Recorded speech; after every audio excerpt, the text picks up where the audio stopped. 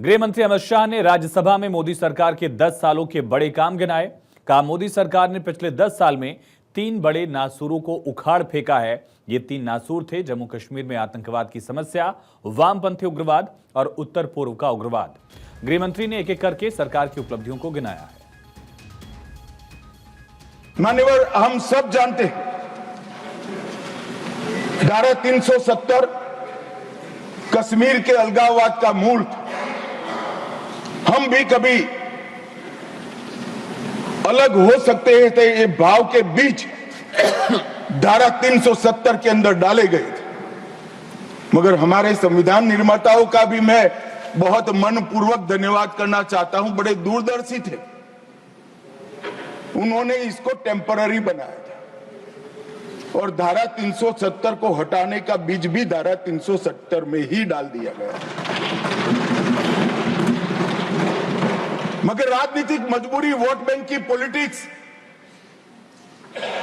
हमारे पुरखों ने धारा 370 डाली है, हम नहीं हटाएंगे, ऐसी जिद धारा 370 को लेकर चलती रही, कई सालों तक चली। और मान्यवर, यही सदन में 5 अगस्त 2019 में मोदी जी ने धारा 370 को समाप्त। कश्मीर में हम सब जानते थे कि पड़ोसी देश से आए दिन आतंकवादी घुसते थे, या बम धमाके करते थे, हत्याएं करते थे।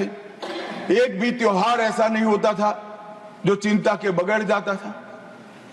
और केंद्र सरकारों का रवैया लचीला होता था, चुप्पी साध जाते थे, बोलने में डर लगता था, कोई दुविधा भी थी, शायद वोट बैंक का भी डर था। नरेंद्र मोदी जी के आने के बाद आतंकवाद के खिलाफ जीरो टॉलरेंस की नीति प्रधानमंत्री की ने। जब नरेंद्र मोदी सरकार चुनकर आई तब कई सारे लेगेसी इश्यूज हमें मिले। ये देश की सुरक्षा, इस देश का विकास, इस देश का सार्वभौमत्व भी 3 बड़ी समस्याओं के कारण हमेशा चैलेंज होता रहा, इसको चुनौती मिलती।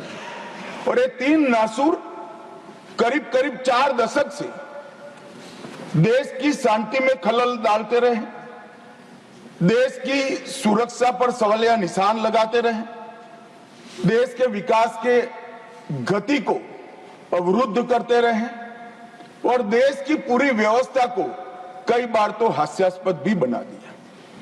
मान्यवर, 3 नासूर थे।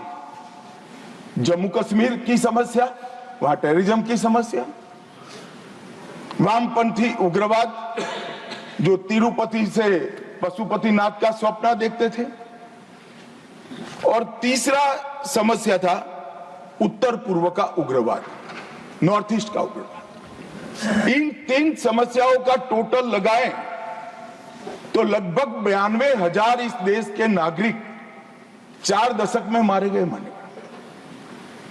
और एक तीनों समस्या के संपूर्ण उन्मूलन के लिए एक सुनियोजित प्रयास कभी नहीं हुआ था, जो नरेंद्र मोदी जी ने चुनकर आने के बाद। पहले हमले होते थे, कुछ नहीं होता था, कोई कुछ नहीं बोलता था, जवाब नहीं दिए जाते थे और लोग भूल जाते थे। दिल्ली के अखबारों में कोने में कहीं छपता था, आज 7 लोग शहीद हो गए, मारे गए, बम धमाका हुआ। मगर कोई संवेदना तक समाप्त हो जाए, वहां तक चीजें लिंगरिंग रहती गई, लिंगरिंग रहती गई, लिंगरिंग रहती। मोदी जी के आने के बाद उरी और पुलवामा में हमला हुआ। 10 ही दिन में पाकिस्तान के घर में घुसकर सर्जिकल स्ट्राइक और एयर स्ट्राइक कर जवाब दिया। तो अमित शाह ने सरकार की उपलब्धियां भी गिनाई और साथ ही विपक्ष पर करारा प्रहार भी किया। अमित शाह के संबोधन की बड़ी बात क्या थी, समझिए। सबसे बड़ा मुद्दा एक उनकी बात में झलका, उनके संबोधन में मोदी सरकार में आतंक के खिलाफ जीरो टॉलरेंस। उन्होंने कहा कि उरी और पुलवामा का बदला सर्जिकल स्ट्राइक करके लिया गया। उरी और पुलवामा का 10 दिन में हमने बदला लिया, पाकिस्तान में घुसकर आतंकियों को मारा।